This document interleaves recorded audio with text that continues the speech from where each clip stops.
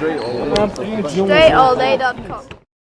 You're now tuned into the show where you learn the discipline to show up day after day to do the work, the confidence to put yourself out there boldly and authentically, and the mental toughness to continue showing up, doing the work, putting yourself out there, even when the success you've expected to achieve has yet to be achieved. And on top of all this, you get a huge dose of personal initiative. That is the go-getter energy that moves any one of us, including yourself, to go in and make things happen instead of waiting for things to happen. And then we put all this together into a series of frameworks, approaches, insights, strategies, and techniques all underneath the umbrella of one unifying philosophy that is called work on your game. My name is Dre Baldwin, also known as Dre All Day, and welcome to the show. And today's topic is how winners respond to losing. Now, this was one that I told you was coming. Before we get into it, I remind you of two things. First of all, daily motivation text and the Monday motivation text, which I send out every day and every week, respectively, guaranteed to have you focus sharp and on point, regardless of which one you get. You can text me to join my text community for free. That's the only way you can get these messages. My number is 305-384-6894. Once you get in, you'll get an immediate message that lets you know what your options are for which messages you want to receive and how often. If you don't get an immediate response, because we're still working out some technical kinks when it comes to getting those texts sent properly to everyone consistently, we will get that fixed soon. So if you haven't been getting the messages, understand it's not you personally. We will get it fixed. Secondly, Work on Your Game University.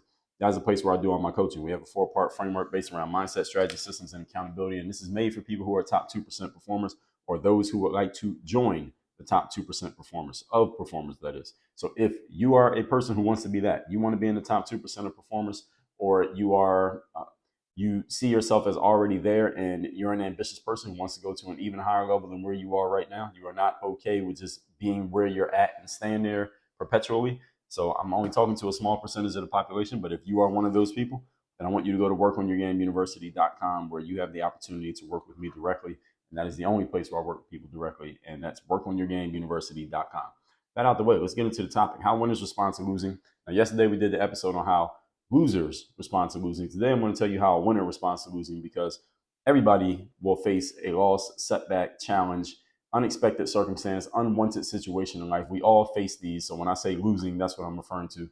You may not call it losing yourself, but I'm using this colloquially to help you understand. That's what I mean when I say losing. Anytime we're facing something that we didn't want, don't want to have to deal with, but we have to.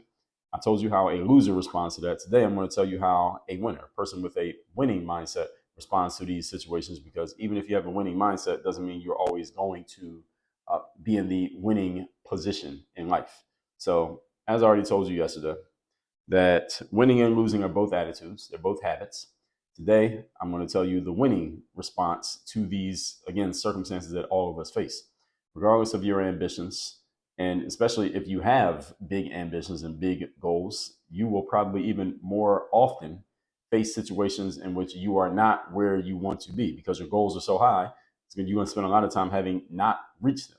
And the more likely that you will deal with circumstances where you're not getting exactly what you want, because what you want is so lofty and it is so high that it's going to be a lot of time where you just don't have it. Just how it works. But regardless of that, that is not a death sentence to your success, of course, and you have a winning mindset. So I don't even need to tell you that, most of you. And depending on how you're wired mentally and how you're mentally conditioned and how you choose to respond to it, you can use these situations actually to propel you forward. And today I'm going to explain to you how to do that. And it is a choice. And the key word here is choice. It is the choice that you make, how you respond to circumstances. It is not the circumstance itself, because everybody has circumstances in life. And often we have circumstances thrown in our laps that we did not ask for. So the choice is not about the circumstance. The choice is about how you respond. Point number one. Topic, once again, is how winners respond to losing. Number one, find out why it happened, specifically what you did or did not do that led to this outcome. It's the first thing that a winning person does. A person with a winning mindset, first thing they do when they're facing a circumstance that they did not want or do not want is find out, why did this happen? How did this happen? What did I do or not do that led to this occurrence being the situation? That's the first thing a winner does. The first thing they do is, and let me give you the episode where I talked about this, because it is episode 1153. The mirror and the window is a concept of leadership. Leaders look in the mirror whenever they face an unwanted situation. People who are not leaders, whatever phrase or term you want to give those people, they look out the window when they're facing a situation that they don't want. Looking in the mirror means you're looking at yourself and asking yourself, where is my responsibility in this situation? And you're taking as much of it as you can. Whereas looking out the window is, who is responsible for this? Because it clearly is not me. That's looking out the window. Leader's mindset is always to look in the mirror first. Even when things, again, may not seem to be your fault, a leader still takes full responsibility, because that's what leadership is. You're taking responsibility for the circumstance and taking responsibility for making it work, which gives you the power to influence the outcome. See, if you don't take responsibility, you have no influence. So this is the way a leader always thinks automatically. Things are not working. What can I do to step it up? So you're an athlete playing on a team, and your team's not playing well, even though you personally have been having great games. You're still looking at yourself and saying, okay, what can I do? I'm having a great game. You don't even say that to yourself, but what can I do? Do I need to play even better? Do I need to do even more in the games? Maybe I need to do some things to get my teammates more activated. Maybe I can get my teammates more involved so that they can play better. Maybe I can help them get better so that when we get in the games, they can do more stuff so they can contribute right alongside me. But they're always looking in the mirror trying to figure out, what can I do to help the team get better? If any of you saw the Michael Jordan documentary called The Last Dance that came out a few years ago, and you can still find it these days on Netflix. Michael Jordan had many records that most of you know about. You're a sports fan, and even if you don't, go to his Wikipedia page. Just reading his career accomplishments list is like exhausting. And I talked about him in episode 1217, by the way. If you want to hear my virtual mentors episode on Michael Jordan. There's a record that in the 1990s, from the time the Bulls started winning championships through Michael Jordan's last game as a Chicago Bull, that the team, the Chicago Bulls play 82 games per year. 82 games per year, and the years that Michael Jordan was active were the 6 years that they won the championship. So it's 1991, 92, 93, then 96, 97, and 98. In those 6 years, the Chicago Bulls never lost 3 games in a row. They never had a 3-game losing streak. A 3-game losing streak is pretty common in a league where everyone is extremely talented. Everyone is very good. Everyone knows what everybody else is going to do. There are nights when you've just been traveling, you're on the road, you just got bad situations. Every team goes through those kind of streaks. The Chicago Bulls never had a 3-game losing streak. They lost 2 games in a row. Michael Jordan made sure that 3rd game they won. And it was in that documentary, there was a time early in that 1998 season when the Bulls were not doing too well, and Michael Jordan was asked by the reporters, because reporters always came to him, and Michael Jordan, and he said his professional platitudes about the team has to play better, I got to do my job as a leader, help these guys figure it out, and we got to step it up, et cetera, et cetera. But Michael Jordan, what he did, he was already playing great. Michael Jordan led the NBA in scoring all those years that he was playing. That year, he led the league in scoring again. But he was already doing his Michael Jordan thing, as usual. He was the MVP of the NBA that season, by the way, just to give you help you understand where he was in the league. He wasn't some good player. He was a great player. And he was already playing at an MVP level, even though the Bulls as a team were not playing so great.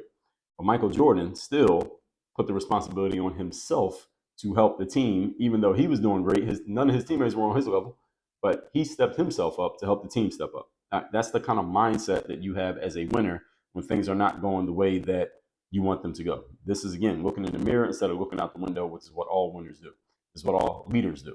Something is not going the way you want it to go. A leader looks in the mirror and figures out, what can I do, or what do I need to do that has contributed to this situation, or led to this situation, or allowed this situation. And this is about taking extreme ownership. That's what this is about. This is about taking extreme ownership. And anything that you take ownership of, you now have power to control and influence. But if you won't take ownership of something, then you are not eligible to have power over it. So that's how they come. That's why I say they come as a package deal.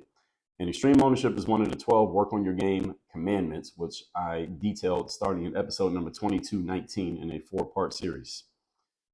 One of the commandments is you must take ownership of your situation. Because anything that you won't take ownership of, that means you have no responsibility. You have no responsibility. That means you don't have the ability to respond. If you don't have the ability to respond, you have no power, you have no influence, and you can't make anything happen. And if you can't make anything happen in your life, or you're not willing to do the things necessary to make things happen in your life, frankly, you are not the type of person who I'm looking for, or the type of person that I'm thinking about when I make material like this. You're not the type of person I'm looking for when I talk about work on your game university. I'm looking for the people who want to take ownership and responsibility. That's why it's one of our commandments. Anything you won't take ownership and responsibility for, you can't do anything about. You are subject to it instead of it being subject to you. Winners, when facing a losing, quote unquote, situation, immediately look for ways to take as much responsibility as possible, because they understand, consciously or unconsciously, that the more responsibility they have, the more power they have to change the situation. This is the first thing you have to do anytime a situation is not looking the way you want it to look. You can condition your mind to do this habitually, but it must be conditioned consciously. You can condition your mind to do this, but the conditioning happens constantly. You consciously condition your mind through repetition, through incantations, which is basically saying things to yourself in a way that you are basically convincing yourself of what the thing is, and through emotionalization of thought. Those are the ways that you can condition your mind for anything. I wrote a book called The Mental Workbook, which helps outline and explain how to do this. This is even true and even more true when you're working within a group. It's important when you're with a group because you can't control the minds of the other people in the group. And when you're by yourself, you control your mind as much as you choose to. When you're working with other people, sometimes you may find yourself in a disadvantageous situation that is not of your own doing, because maybe the people on your team are just not that good. Maybe they're not that serious. Maybe they're just not doing their job. People are dropping the ball. People are just not doing what they're supposed to do, right? Someone on your team is messing up. Somebody just didn't show up. And the thing is, though, you're still on the team. Even though someone else on the team messed up, you are still on the team. So you got to take full ownership and responsibility for getting that situation fixed. This is what leadership looks and sounds like. Even though you're not responsible for this screwed up situation, clearly it wasn't your fault, and you're doing a great job at your job, understand that everything is your job when you're a leader.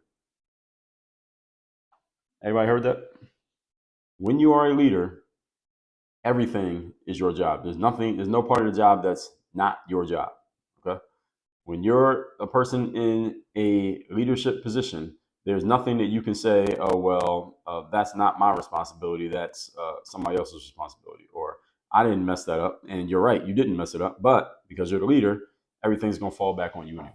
And that's the mentality that you have to have if you're going to step into a leadership position. And this is not an easy thing to do, because what it means is not only do you have to do your personal responsibilities, you have to look after everybody else's responsibility. And if someone else comes up short, guess who has to pick up the slack? Well, that would be you. All right, that's what it means to be a leader.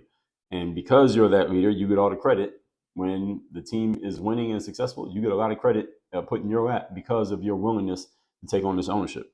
And this is something funny that I see those of you who are basketball fans, but if you're not, you'll understand it still. That these days in basketball, especially, I see this mostly in basketball, is that anytime a player is on a team that is not doing too well, I'll hear people in the media, whether that's social media or traditional media, fans of them and analysts talking heads, just saying, well, this player is a good player, but the team is not that good. So that means, this is the conclusion that everyone comes to these days, that player deserves to be traded to another team that is good so that player can get a chance to be successful. That player can get a chance to compete for a championship because the team that he's currently on is not in a place to compete for a championship. I look at this the complete opposite way. I would say if you are a star player or you're believed to be a star player and you're on a team and that team is not playing well, then the first person I'm pointing the finger at is you. You're the leader, right? You're the best player on the team. Okay, so if you're the best player on a team and that team is trash, then that's a reflection on you. It's not a reflection of the team is bad and you are separate from the team. No, you're on the team. As a matter of fact, you are the best player on the team. You're the leader on the team. So if the team is playing poorly, then I'm looking at you funny. What are you not doing that's causing this team to play so terribly? Where do you need to step your game up? Where do you need to help your teammates so that the team can do better? If the team's doing badly, that's not the time for the star player to say, well, I need to go play on a different team that can do better. No, that's the time for you to look in the mirror and say, what am I doing or not doing that is causing this team to play badly? That's what leadership sounds like. Unfortunately or fortunately, I'll tell you the unfortunate part first, that not a lot of people think this way these days. Most people are looking for the nearest exit when things are not working in their situation, looking for a way for it to be easier for themselves. And I'm not just talking about sports, I'm talking about all of life. And fortunately, however, the opportunity for the rest of you who are listening to this right now, the opportunity is in doing the opposite of what most people do. Most people, when things are not working the way they want it to go, they go try to find, again, the nearest exit so that they're not responsible. Your opportunity is to take the responsibility because nobody else wants it. Point number 2, topic once again today is how winners respond to losing. Number 2, get to work on making sure it doesn't happen again this way. If you face a losing situation in life, the best thing you can do is, well, the next best thing, I already told you number 1. Number 2 is, how do I make sure this doesn't happen again? How can I position myself and situate the circumstance so this doesn't keep happening? How do I make sure this doesn't happen again? Yeah, and I told you, Michael Jordan in that Last Dance documentary, when the Bulls weren't doing too well at the beginning of the season, they were struggling. Michael Jordan said, I mean, he did it, but he said it first to the media that, okay, I got to do some things to make sure that this team doesn't falter and go too far in the wrong direction, because it's my responsibility. I'm the guy. We got to make sure this doesn't happen. He was taking responsibility. He got to work on making sure it didn't happen again. And what he did, according to the documentary, long story short, and I don't think this was just made up for TV, because most of the people he played with all verified this over the course of his whole career that he was this type of guy. When the team wasn't doing too well, Michael Jordan just started pushing his teammates even harder to play better. And then he stepped his own game up at the same time, and the magic formula, the team started playing better. I don't think they just dressed that up for TV. I think that's what he really did. And the Bulls did play better. I don't think it was magic that they played better after Michael said, I'm going to do some things to make this team play better. See, the larger your ambitions, folks, and the bigger your goals, the more likely and the more often you will face situations that are not to your liking and not what you wanted. The larger your ambitions, the more often you will face a situation that is not exactly what you want. Because when you have big ambitions, most of the time you're going to get faced with situations that are not matching those ambitions. So which means you have to do something to shape the circumstance to fit what you want. And what you want is very big. See, what you want is just average or okay. Most of the time you'll find it. You can find average or okay without even trying. But to find big goals and big ambitions, or the reflection of big goals and big ambitions, takes effort. And this is why they're not as easy to find, but they can be created. But it has to be created by someone who has the determination to actually do it. So knowing that you're going to face circumstances that are not to your liking, your job is to catch it when it does not look the way you want it to look, and then go to work making sure that that gap gets closed, because you don't want that gap. So that same situation doesn't happen again. So the question you ask yourself is, all right, why did this happen? How did it happen? What did I miss? What did I not do? Maybe what did I do wrong? How can we make sure this doesn't happen again? Those are good questions to ask yourself anytime you're facing a situation that you don't like. Now, these are tough questions. I made them sound simple by just listing them all for you, but they're tough questions to ask yourself when you're expecting an answer, especially when you're looking at a situation that you don't even like. You probably don't even want to talk about it, but this is exactly what you need. You need to talk about it so we can identify the problem. This is where your discipline and mental toughness come into play, and also your confidence. Because you got to be disciplined and mentally tough to ask these questions, especially about a circumstance that you don't even want. But you also got to have the confidence in yourself that by asking these questions, you will find the right answers and then remedy the situation so that you can get it to your liking. So listening to this, maybe you can see why so few people can condition themselves to be winners in life, because it requires conscious effort, it requires conscious work, and it's continuous. And this stuff is not easy, because often you're asking yourself questions and you're doing work on things that are not even what you want. So you're focused a lot on things that you don't want so you can make them the way that you do want. And it's a constant job, because to get things the way that you want them, they're not just going to stay there once you get them there. You got to keep doing work to maintain it. This is an ongoing job. It doesn't end. So hopefully you all can read between the lines here and understand why there are so few people who have these mindsets, because it's difficult to maintain this mindset. It's difficult to live up to this mindset. This is why many people would rather not. But you do have the option. I'm sharing this with you so that you know what your options are, and understand if you choose not to take this option, understand that that is a choice. It is not something that was forced upon you. It is a choice that you consciously have made now that you're listening to me say it. Point number 3. Today's topic, once again, is how winners respond to losing. Number 3 is the skill of transmutation. What is transmutation? It is using the energy of disappointment as fuel to get to victory. So most of you have heard that concept before. Maybe you never heard the term transmutation. And the first place I heard it was through an author by the name of Napoleon Hill, who wrote one of my favorite books called The Law of Success. From there came one of the books that many of you may know about called Think and Grow Rich. But everything that's in Think and Grow Rich is also in The Law of Success. The Law of Success was just a bigger book. He just took a piece out of The Law of Success, and from there, that's where he created Think and Grow Rich. And a lot of people don't know that. So my favorite book of Napoleon Hill's is The Law of Success. The transmutation means you take the energy of, let's say you're disappointed or you're angry or you're upset because something is not to your liking, or you faced a losing situation in life. All you do is take that same energy and you transmute that energy into motivation, inspiration, dedication, whatever you want to call it, whatever energy serves you, so that you can go do the work so that you never feel that way again. That's all it means to transmute energy. You're just moving energy from one place to another. Remember that the law of conservation of energy says that energy is neither created nor destroyed. It merely moves from one object to another. In other words, when you are feeling any type of energy, whether even if it's an energy that you don't want, like frustration, sadness, disappointment, anger, all of those things, that energy doesn't just disappear. When you tell yourself to stop feeling it, yes, maybe you can stop feeling the energy, but the energy didn't go away. What you want to do is use that energy and just transmute it into something that you do want. So you just want to turn it from one thing to another. All right, that's the skill of transmutation. And the better you get at this, then you become unstoppable, because that means any energy that you notice or feel around you or within you, you can turn it to whatever energy you want. And therefore, you can just keep transmuting energy into the energy that you want and that you need in the moment. And you can go do the stuff that you need to do. And then you become unstoppable. You become a success producing machine, because all energies get used up by you in a positive way.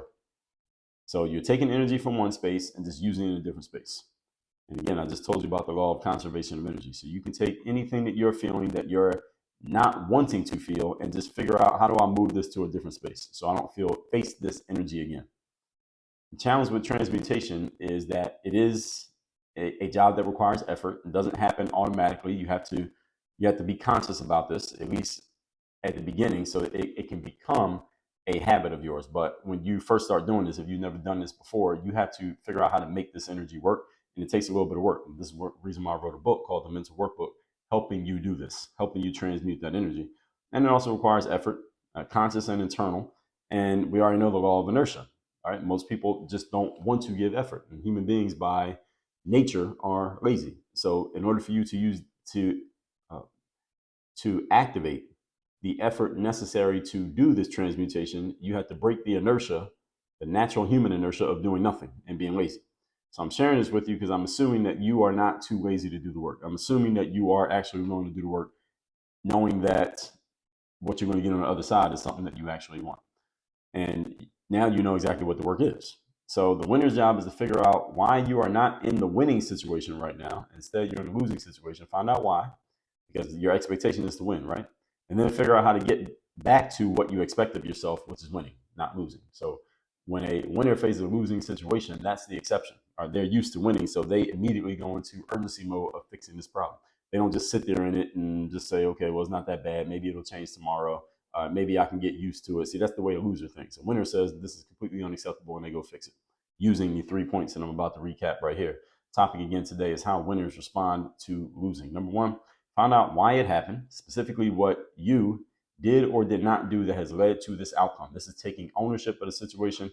This is the hallmark of a leader, taking ownership of a circumstance, even when it is not really their fault. It is all their responsibility. Number two, get to work on making sure it doesn't happen this way again. In other words, plug in the gaps, fill in the holes. What caused this circumstance, even if it isn't your doing? How do we fix this so that that circumstance doesn't happen again, regardless of who's at fault or who made it get that way? The leader says, I'm going to make sure it doesn't get that way again, even if it means influencing and persuading other people to do stuff that they otherwise may not have done. Number three, transmutation. Use the energy of disappointment as fuel to get to your victory. Transmutation is a big word with a simple meaning. Again, it just means taking energy from one space to another. Remember that the scientific law says, all conservation of energy, the energy doesn't just disappear, and energy doesn't just appear. Neither one happens. Energy just moves around. It's neither created nor destroyed. So your job is to grab the energy from one place, transmute it into the energy that you want, and then use that energy in another way, in a way that serves your purposes. That's it, folks. Make sure you text me so you're in my community. My number is 305-384-6894. And Work on Your Game University. That is the place where I do all my coaching. You are a leader. You're planning on being a leader. You are a developing leader. You want to get better at using your leadership skills and these mindsets that I talked about here to apply to your business, to your strategies, to your game plan, to make sure you're getting the results that you want consistently. Go to workonyourgameuniversity.com. You can have me as your direct coach in performing at your highest level, doing so consistently, and of course, generating more revenue in your career and your business. Workonyourgameuniversity.com. Work on your game. Dre, all